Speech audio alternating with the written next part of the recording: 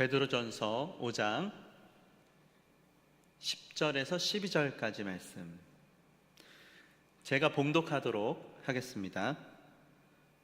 모든 은혜의 하나님 곧 그리스도 안에서 너희를 부르사 자기의 영원한 영광에 들어가게 하시니가 잠깐 고난을 당한 너희를 친히 온전하게 하시며 굳건하게 하시며 강하게 하시며 털을 견고하게 하시리라.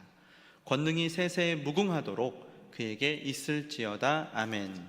내가 신실한 형제로 아는 실루아노로 말미암아 너희에게 간단히 써서 권하고 이것이 하나님의 참된 은혜임을 증언하노니 너희는 이 은혜에 굳게 서라.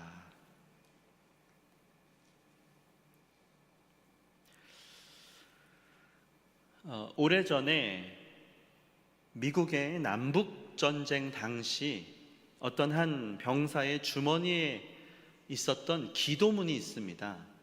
앞에 한번 띄워주시면 미국에서 발견된 기도문이기 때문에요, 영어로 저렇게 적혀져 있는 기도문입니다. 다 무슨 뜻인지 아시겠죠?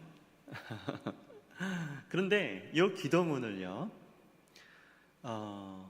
1997년에 가수 양희은 씨가 그 미국 뉴욕대 암재활센터에 입원을 했답니다. 왜냐하면 암 투병을 했을 때 거기 입원을 했대요. 그때 그 병원 벽에 저 기도문이 기록되어 있었다는 거예요. 그래서 번역을 해서 한국에 소개한 일이 있습니다. 제가 그 기도문을 한글로 말씀을 드리겠습니다. 제가 한글로 이렇게 기도문을 소개해 드리면 이제 방송실에서는 이제 잘 번역을 해서 딱딱 넘겨주시면 됩니다. 네. 자, 이런 기도문입니다. 큰 일을 이루기 위해 힘을 주십사 기도했더니 겸손함을 배우라고 연약함을 주셨습니다. 많은 일을 하려고 건강을 구했더니 가치 있는 일을 하라고 병을 주셨습니다. 행복해지고 싶어 부유함을 구했더니 지혜로워지라고 가난을 주셨습니다. 세상 사람들의 칭찬을 받고자 성공을 구했더니 뽐내지 말라고 실패를 주셨습니다. 풍요로운 삶을 누릴 수 있는 삶 그 자체를 선물로 주셨습니다. 구한 것 하나도 들어지지 않을 줄 알았는데 내 소원 모두 들어주셨습니다. 하나님의 뜻을 따르지 못한 삶이었지만 미처 표현 못한 기도까지 들어주셨습니다. 나는 가장 축복받은 사람입니다. 참 은혜로운 믿음의 고백입니다. 은혜를 받은 사람만이 할 수 있는 고백이에요. 하나님의 은혜는 너무나도 큽니다. 그래서 때로는 우리는 그 은혜를 다 깨닫지를 못해요. 다만 우리가 깨달은 만큼만 감사하고 깨달은 은혜만큼 우리 마음에 기쁨이 넘치는 것입니다. 깨달은 만큼 하나님께 영광을 돌리며 살게 되는 것이에요. 오늘 본문 10절을 보시면요, 사도 베드로는 하나님을 가리켜서 모든 은혜의 하나님이라고 고백하고 있습니다. 모든 은혜의 하나님. 그리고 오늘 본문 마지막 12절 끝부분을 보시면요, 이렇게 고백합니다. 이것이 하나님의 참된 은혜임을 증언하노니 너희는 이 은혜에 굳게 서라. 이렇게 말씀합니다. 은혜입니다. 은혜는 무엇입니까? 은혜는 하나님이 거저 주시는 거예요. 조건 없이 받는 것이 은혜입니다. 은혜는 하나님의 사랑으로 우리에게 주어지는 것입니다. 우리의 의로, 우리의 공로로 주어지는 것이 아니에요. 하나님께서는 우리에게 은혜를 베풀어 주셨습니다. 그러니까 하나님은 모든 은혜의 하나님인 것입니다. 하나님께서는 이 은혜를 그리스도를 통해서 베풀어 주셨어요. 그래서 10절 거기를 보시면 모든 은혜의 하나님 곧 그리스도 안에서 너희를 부르사 이렇게 말씀하시거든요. 은혜의 하나님이 저와 여러분을 불러주셨어요. 어떻게 해요? 그리스도 안에서 불러주셨습니다. 그래서 우리는 그리스도 안에서 우리를 부르신 하나님으로부터 우리가 얼마나 큰 은혜를 받았는지를 알게 되는 것입니다. 하나님께서 아브라함을 불러주신 것처럼 우리를 불러주셨습니다. 우리가 특별히 잘난 것도 아니고 우리가 어떤 자격이 있는 것도 아니지만 하나님은 우리를 택하시고 불러주셨어요. 하나님은 그러면 왜 우리를 불러주신 것일까요? 10절을 계속해서 보시면 우리를 부르신 이유가 나오는데요. 자기의 영원한 영광에 들어가게 하시려고, 우리로 하나님의 영원한 영광에 들어가게 하시려고 불러주신 것입니다. 과거에 죄악 가운데 있던 우리를 불러주신 것입니다. 우리가 아직 죄인 되었을 때, 원수일 때에 주님은 우리를 부르셨어요. 그래서 지금 현재 우리로 하여금 이 은혜 가운데 살게 하신 것입니다. 그뿐만이 아니고 장차 미래에도 우리가 그리스도와 함께 영원한 영광에 들어가게 하신 것입니다. 여러분, 로마서 8장 17절을 보시면요,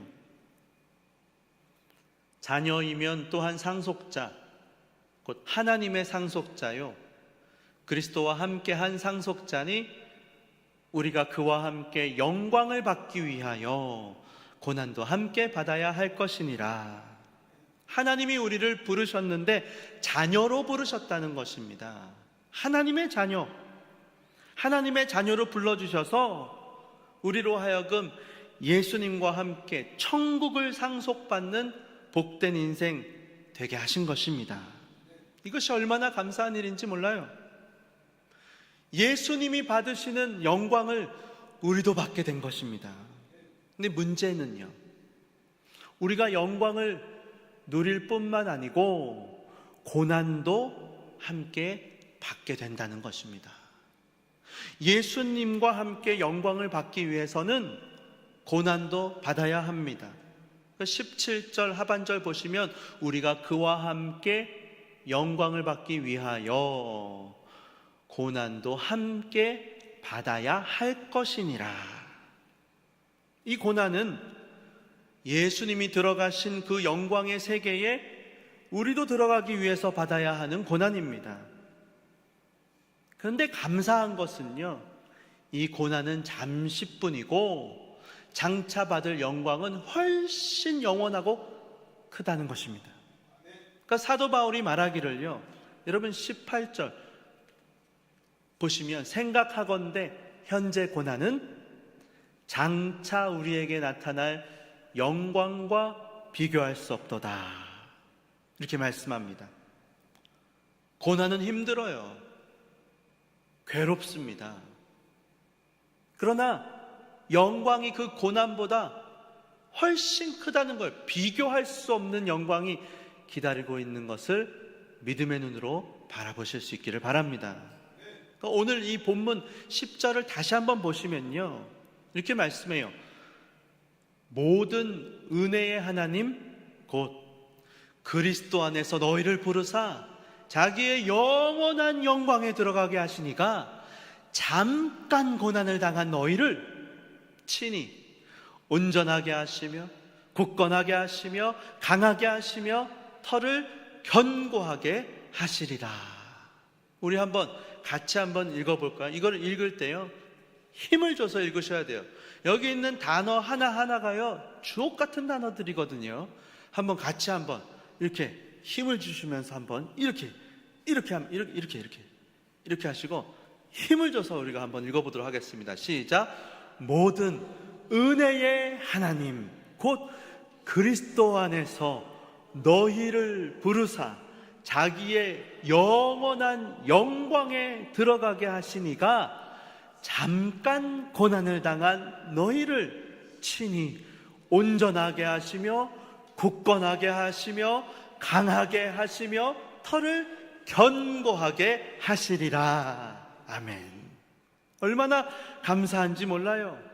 그래서 하나님께서 우리를 잠시 고난으로 인도하시는데 이 고난도 사실은 그래서 은혜라고 할 수 있는 것입니다. 축복인 것이에요. 왜요?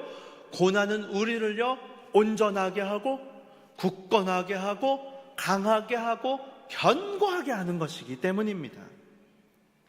주 안에 사랑하는 성도 여러분, 고난 가운데 혹시 계십니까? 그 고난도 은혜임을 고백하실 수 있기를 바랍니다. 고난이 다가오죠. 때로는 그 고난이 너무너무 힘들어요. 괴로워요. 힘들지 않으면요, 그 고난이 아닙니다. 그러나 너무 낙심하지 마십시오. 힘들어하지 마세요. 그 고난도 하나님의 손에 있는 것입니다. 하나님이 허락하시지 않으면요, 저 참새 한 마리도 땅에 떨어지지 않는다고 예수님이 말씀하셨어요. 우리에게 다가오는 그 어떤 고난도 우연은 없습니다. 하나님의 주권이에요. 하나님의 절대 주권입니다. 하나님께서 허락하시지 않으면 그 누구라도 우리에게 손끝 하나 될 수 없다 주님 말씀하십니다. 그래서 우리는 우리에게 일어난 모든 고난이 하나님으로부터 하나님의 허락 가운데 임한 것임을 믿어야 됩니다. 하나님께서 허락하신 이유가 있는 거예요. 하나님의 계획과 하나님의 뜻이 있습니다. 우리는 그래서 고난을 만나면 하나님께 물어봐야 됩니다. 하나님, 왜 이런 고난을 지금 나한테 허락하셨습니까? 하나님의 계획은 무엇입니까? 하나님께 엎드려야 합니다. 그래서 10절에서 지금 말씀하시는 것처럼 우리에게 허락하시는 그 고난이 있는데 그 고난을 잠깐 허락하셔서 당하게 하시고 주님은 우리를 온전하게 하시고 굳건하게 하시고 강하게 하시고 견고하게 하신다고 하는 것을 믿으실 수 있기를 바랍니다. 이해되지 않을 수도 있어요. 힘들어요. 괴로워요. 그러나 이 모든 고난을 주님이 지나가게 하시리라. 이 또한 지나가리라. 믿음의 눈으로 바라보실 수 있기를 바랍니다. 그러면요, 이 고난이 우리에게 어떤 유익을 주는가 하는 것입니다. 세 가지입니다. 크게 세 가지예요.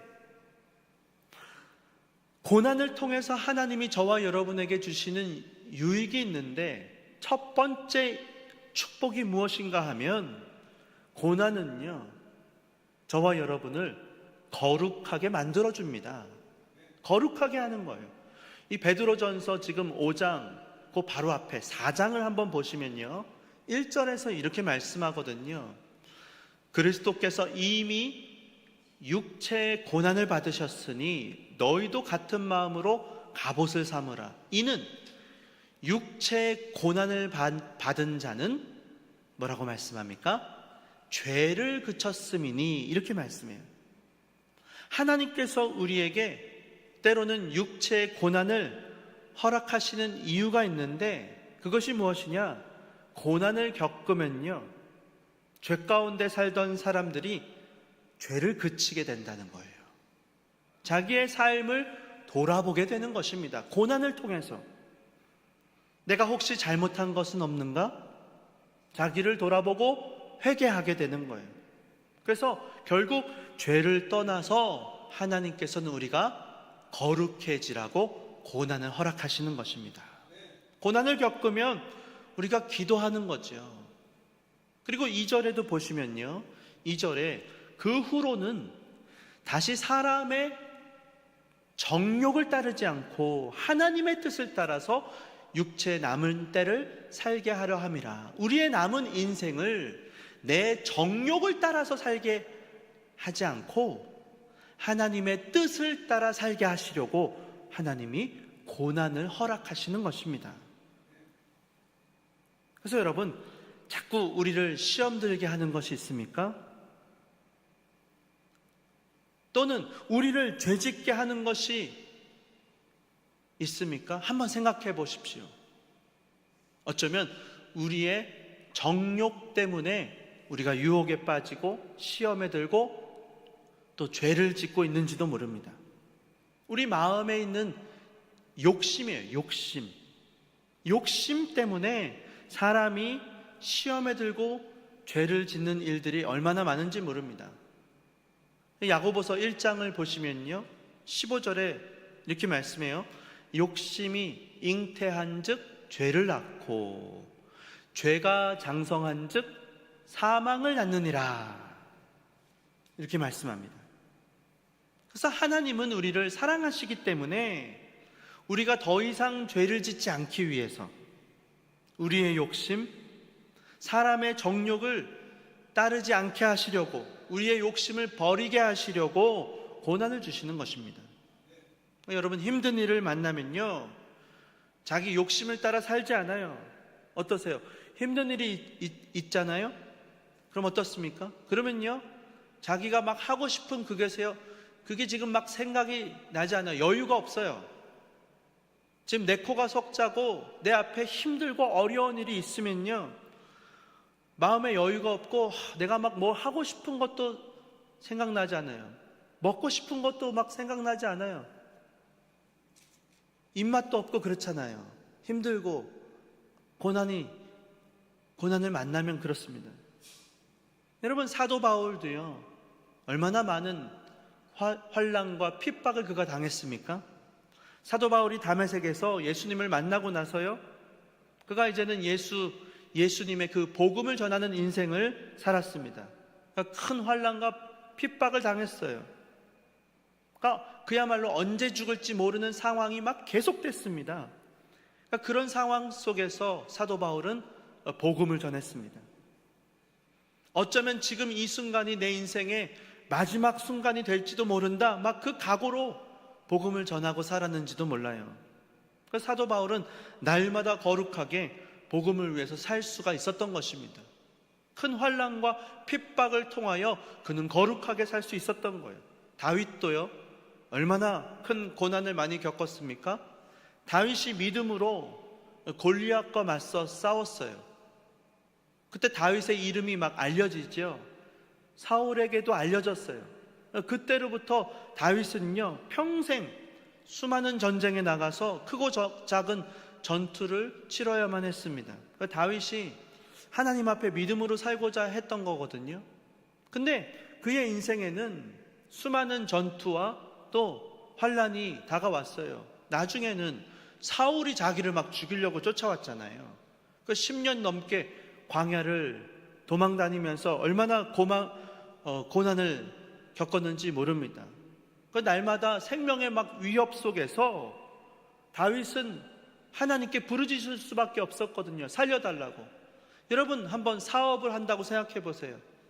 사업을 하시면요, 제가 이야기를 들어보면 얼마나 날마다 그 돌아오는 어음이 있고 또 막아야 되는 일들이 있고 해결해야 되는 일들이 있고, 날마다 정말 부르짖지 않으면 정말 안 된다는 그 마음의 절박한 심정이라는 이야기들을 제가 수도 없이 많이 들었습니다. 그러니까 날마다 은혜를 구하고 하나님 앞에 거룩한 삶을 다윗도 그렇게 살았던 것입니다. 그러니까 이처럼 여러분, 고난은 우리를 거룩하게 하는 것입니다. 지금 혹시 고난을 겪고 계십니까? 너무 슬퍼하지 마시기 바랍니다. 그 고난이 저와 여러분을 거룩하게 하는 축복인 줄 믿으실 수 있기 바랍니다. 그 고난을 허락하신 하나님께서 고난을 통해서 저와 여러분을 깨어있게 하시고 주님 앞에 부르짖게 하시는 것이에요. 그렇게 주님이 저와 여러분을 거룩하게 하십니다. 그리고 두 번째, 고난이 저와 여러분에게 유익이 되고 축복이 되는 이유는 고난은 우리를 겸손하게 만들어주기 때문입니다.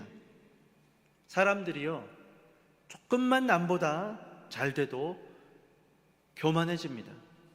조금만 남보다 공부를 잘하고, 조금만 남보다 돈을 잘 벌고, 먼저 출세하면 자기도 모르는 사이에 교만해지는 거예요. 심지어 다른 사람보다 은혜를 조금만 더 많이 받아도 교만해집니다. 그래서 우리는 늘 교만해지지 않기 위해서 우리의 마음을 지켜야 돼요. 잠언은요, 교만이 무엇이냐? 패망의 선봉이다, 이렇게 말씀합니다. 넘어짐의 앞잡이라고 말씀해요. 교만에서는 다툼만 일어날 뿐이다. 하나님은 교만한 자의 집은 헐어버리시고 교만한 자들은 흩으신다 말씀해요. 여러분, 고린도후서 7장 12장을 보시면요, 7절에 사도 바울이 이렇게 고백해요.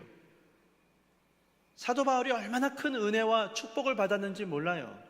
하나님이 특별히 깨닫게 해주신 은혜가 있었거든요. 그래서 이렇게 고백해요. 여러 계시를 받은 것이 내가 지극히 크므로.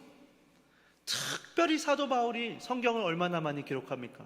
사도 바울이 내가 받은 계시가 너무 크므로 너무 자만하지 않게 하시려고. 누가요? 여기 주어가 빠져 있어요. 누가요?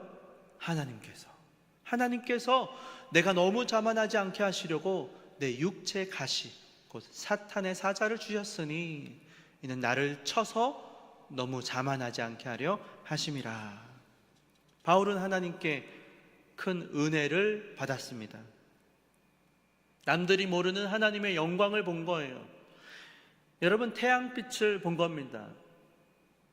여러분, 만약에 말하자면 태양을 본 사람이 촛불을 봐요. 다른 조명빛을 보면요, 시시해 보일 겁니다. 특별하지 않아요. 뭐 그거 나 다 아는 거야. 하나님께 받은 계시, 그러니까 하나님을 알게 된 거죠, 사도 바울이. 그러니까 얼마나 하나님을 자기가 잘 안다는 생각이 들겠습니까? 하나님과 그 친밀함이 있었겠죠. 다른 사람들이 하나님에 대해서 말하는 걸 들으면, 야, 너는 그거밖에 모르냐? 야, 그거밖에 몰라? 그 시시한 거, 그 정도밖에? 그러니까 어느 날 사도 바울이 깨달은 겁니다. 아, 그렇구나. 하나님이 나를 사랑하사 나로 하여금 은혜가 더 넘치게 하시려고, 감사가 넘치게 하시려고 내 몸에 육체 가시를 주셔서 나를 겸손하게 하셨구나. 여러분, 지나치게 큰 확신이 있으면요, 큰 소리 치는 것을 보면요, 어떤 때는 야, 저 사람 참 대단해 보인다, 굉장히 막 확신이 있고 능력이 있는 것처럼 보일 수 있어요. 그러나 실제로는 그렇지 않을 수도 있어요. 사람이 지나치게 자신이 있으면요, 하나님의 능력이 오히려 임하지 않습니다. 잘난 것 같고 무언가 내가 지금 잘하고 있는 것 같고 능력이 있는 것 같아도 이럴 때 여러분, 오히려 사람이 쉽게 넘어지는 겁니다. 거꾸로 부족하고 연약할 때 오히려 강한 것이, 자기가 얼마나 부족한지 약한지를 아는 사람은 오직 주님만 바라보고 주님만을 의지하기 때문에 그렇습니다. 그래서 결국 강한 자가 되는 거예요. 결국에는 강하게 되는 것입니다. 그래서 고린도후서 12장 지금 9절을 또 보시면요, 이렇게 고백해요. 나에게 이르시기를 내 은혜가 너에게 족하다. 이는 내 능력이 약한 데서 온전하여짐이라 하신지라. 그러므로 도리어 크게 기뻐함으로 나의 여러 약한 것들에 대하여 자랑하리니 이는 그리스도의 능력이 내게 머물게 하려 함이라.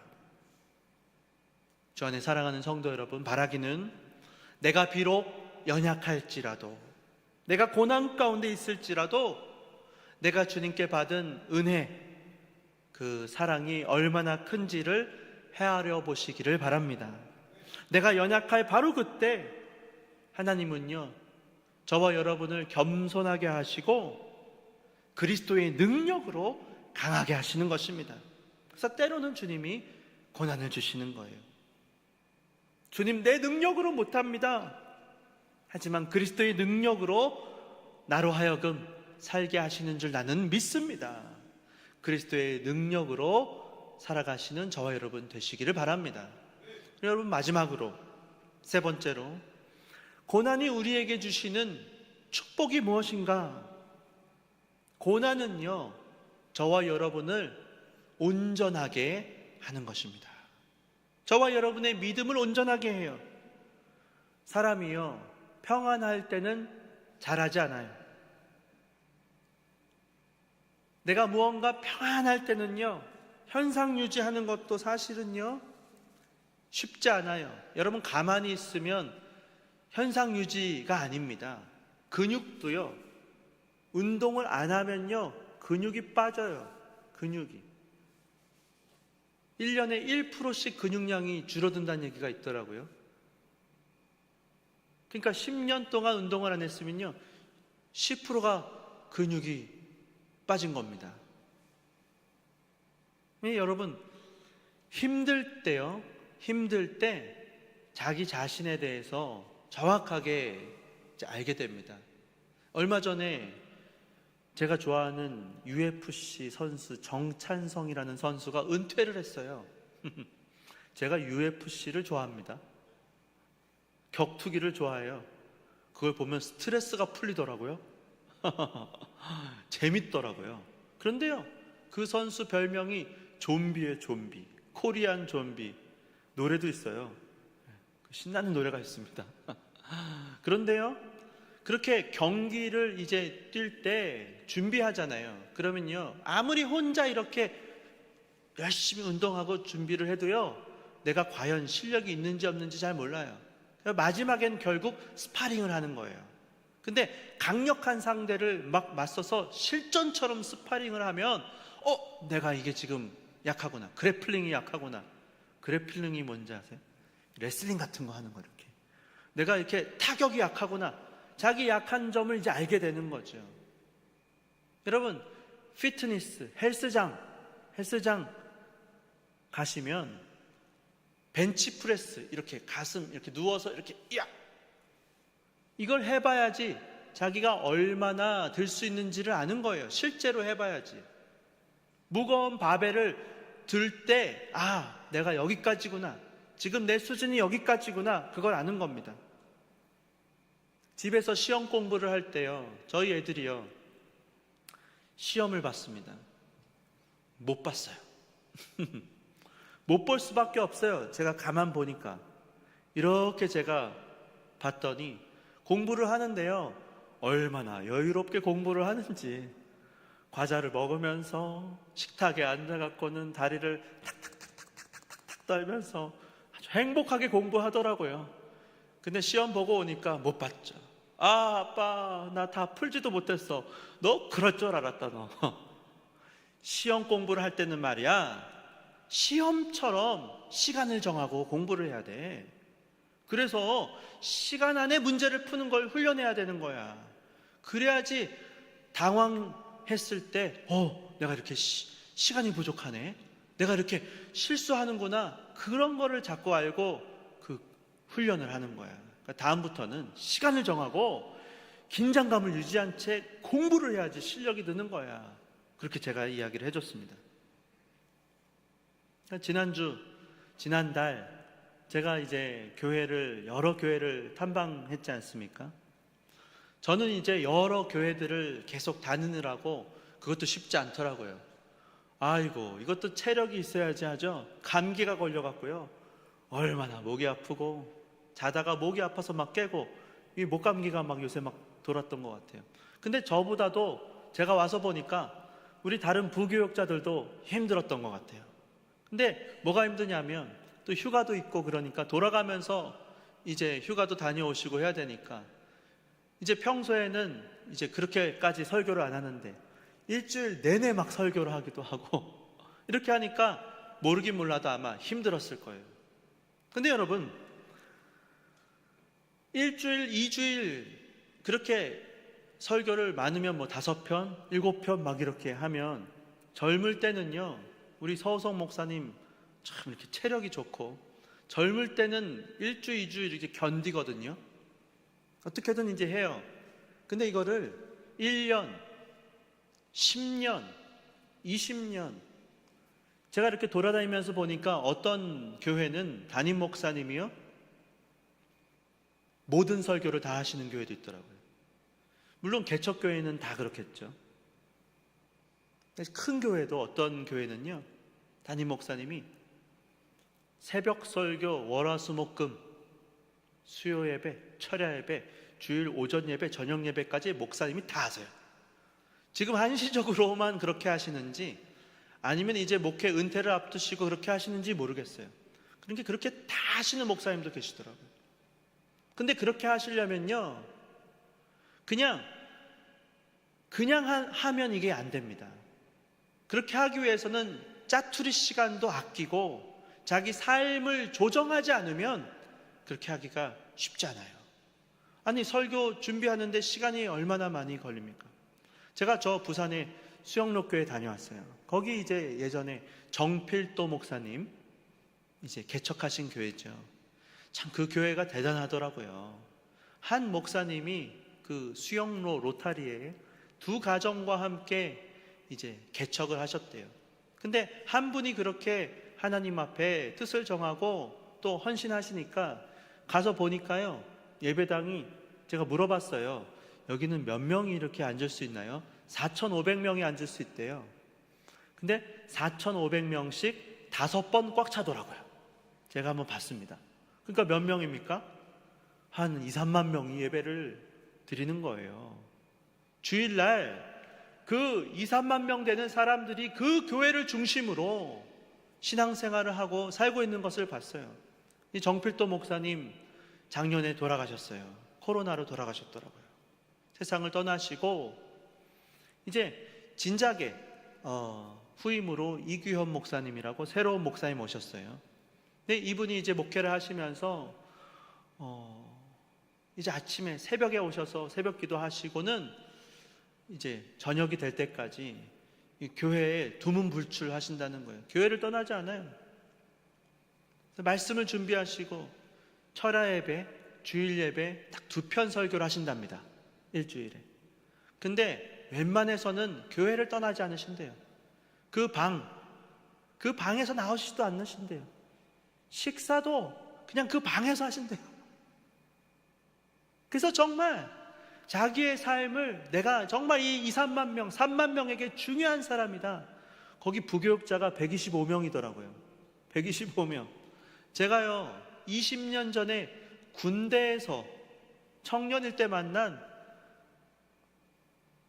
청년이 거기도 목사님이 돼갖고 같이 우리가 군종병이었거든요. 거기 부교육자로 있어서 만나서 이것저것 교제하고 물어보고 시간을 보내다 왔는데요, 담임 목사님 전화번호도 모르더라고요. 모른대요. 부교육자들이 담임 목사님 번호도 모른대요. 그 목사님은 장로님들도 뭐 1대1로 식사도 안 하신대요. 누구만 만나고 누구는 안 만나고 할 수도 없으니까. 성도님들이 워낙 많으니까. 그러나 말씀으로 내가 이 성도님들을 만나겠다. 그리고 시간을 그렇게 보내신다고 하더라고요. 제가 그렇게 하겠다는 것이 아니고, 저는 이렇게 우리 교회는 아직 3만 명이 아니기 때문에 그러나 하나님 앞에서 자기의 삶을 절제하고 하나님 앞에 그렇게 살아가는 것이 쉬운 일이 아니잖아요. 그러나 하나님 앞에 그렇게 살아가신다는 것입니다.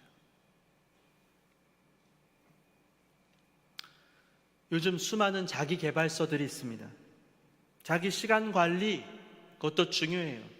그러나 그것만으로는 여러분 사실 부족합니다. 인간적인 수준에서밖에 안 돼요. 결국에는 우리가 주님 앞에 나아가서 부르짖고 주님의 부르심, 주님의 그 도우심을 구하는 가운데 우리의 하루하루, 때로는 순간순간 부딪히는 수많은 고난들을 이겨내야 되는 것입니다. 그냥 아이를 키울 수도 있어요. 그냥 돈을 벌 수도 있어요. 그러나 기계적으로 하는 것입니다. 세상적으로, 인간적으로 계속 그렇게 쳇바퀴 돌듯이 할 수도 있는 거예요. 그냥 여러분, 믿음의 눈으로 주님을 바라보시기 바랍니다. 주님이 우리의 삶의 모든 순간, 여러분, 고난이 없는 사람이 어디 있겠습니까? 다 각자 인생에 힘들고 어려운 일이 있는 거예요. 그런데 그 고난을 통해서 결국엔 하나님이 저와 여러분을 온전하게 하시고 삶을 정돈하게 하시고, 그래서 하나님 앞에 하나님의 영광을 바라며 복음을 위해서 살아가게 하실 줄을 믿으시기 바랍니다. 주님 앞에 나아가십시오. 주님을 찾으세요. 주님 앞에 나아가서 여러분 부르짖어 기도하시기 바랍니다. 힘들다고 이야기하십시오. 부탁하세요. 도우심을 구하시기 바랍니다. 주님께 나아가 부르짖으며 기도하실 때 주님이 만나 주실 것입니다. 주님이 은혜를 주시고 믿음도 더해 주시고 결국 우리를 온전하게 빚어 가실 것입니다. 환난은 인내는 연단은 소망을 준다 말씀하잖아요. 환난을 통해 결국 하나님 우리를 연단하시는 거예요. 연단하셔서 부드럽게 만드시고 모가난 부분을 이렇게 가다듬으셔서 저와 여러분 아름다운 인격이 되게 하시는 거예요. 여러분, 환난을 겪은 인생은요 다릅니다. 그 사람은요 연단이 됐어요.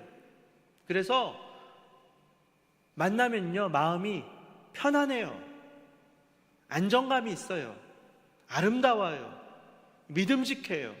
환난을 겪고 나서 주님이 결국에는 저와 여러분을 온전하게 하시려고, 아름답게 빚어가시려고 주님이 우리에게 고난 주심을 믿음의 눈으로 바라보시기 바랍니다.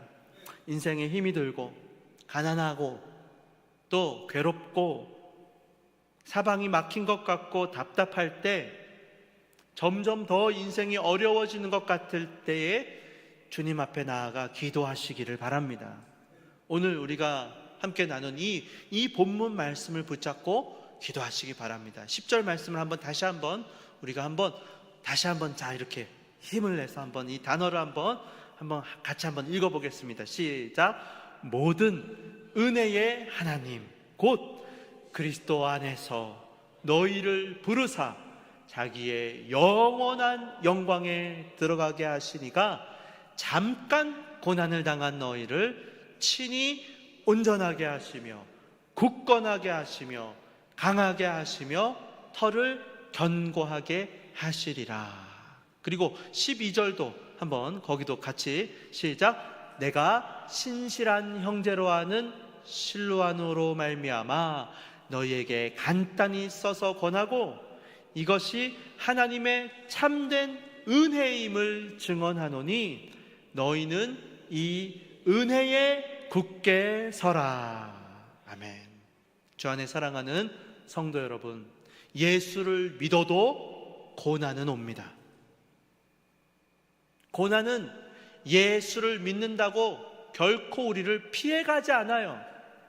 예수 믿으면 고난은 없습니다. 이단일지도 모릅니다. 그러나 분명한 것은 모든 고난은 주님이 허락하신 고난이라는 것입니다. 주님이 허락하셨기 때문에 그 고난은 우리에게 찾아온 거예요. 그 고난은 우리를 거룩하게 합니다. 고난은 우리를 겸손하게 합니다. 고난은 우리를 온전하게 하는 것입니다. 굳건하게 하고 강하게 하실 것입니다. 고난이 왔을 때 기도하시기 바랍니다. 말씀을 붙잡고 기도하다 보면 주님이 우리 마음에 은혜를 베풀어 주실 거예요. 지난 날을 생각하면서 고난 가운데서도 주님이 베풀어 주신 은혜가 어찌 큰지요. 그 은혜를 찾으시기 바라요. 묵상하시기 바랍니다. 아, 그렇구나. 내가 이 고난이 없었다면 내가 얼마나 세상으로 내가 달려갔을까? 내가 얼마나 많은 죄를 지었을까? 내 평생이 고난이 내가 지금 돌아보니까 얼마나 큰 축복이었는지 주님 앞에 그 감사의 고백을 하시기를 바랍니다. 그래서 바라기는 고난 중에도 주님 베풀어 주신 은혜에 감사하시고 주님이 베푸신 은혜를 기억하시면서 내가 주님을 위해 살겠습니다. 주님의 기쁨이 되기 위해 원합니다. 하나님, 고난도 그래서 은혜요, 축복임을 고백하며 잠시 내가 이 땅에서 고난당하고 그러나 영원한 영광, 그것이 크고 또 영원한 것을 내가 믿으며 살겠습니다. 그렇게 어떤 상황에서도 낙심하지 마시고 오직 고난을 통해서 받은 은혜와 축복에 감사하며 주님 앞에 날마다 순간마다 살아가시는 모든 성도님들 되시기를 주 예수님의 이름으로 축원합니다.